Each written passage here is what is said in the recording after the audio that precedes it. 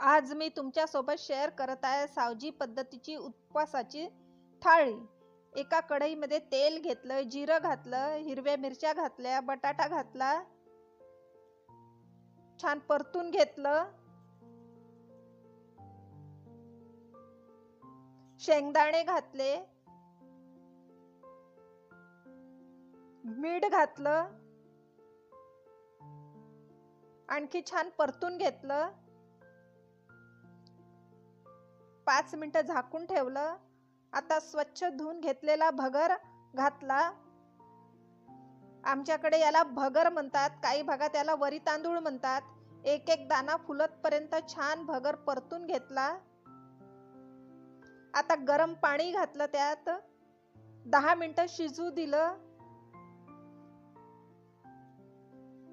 10 मिनिटांनंतर आपला भगरचा भात तयार आहे। वाव! आता उपवासाची भाजी करू।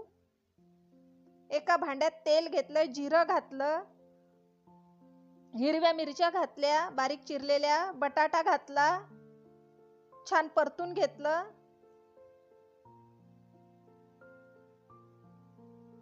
मीठ घातलं।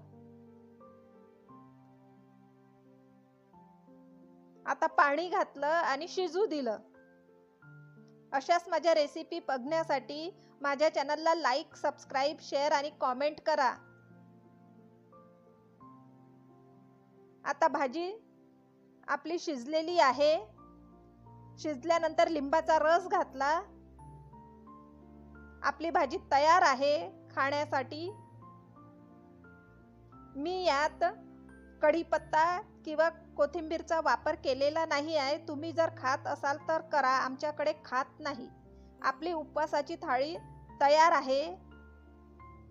छान छोटे छोटे पराठे आहे, भगरचा भात आहे, बटाट्याची भाजी आहे, शेंगदाण्याची चटणी आहे आणि फोडणी दिलेलं ताक आहे।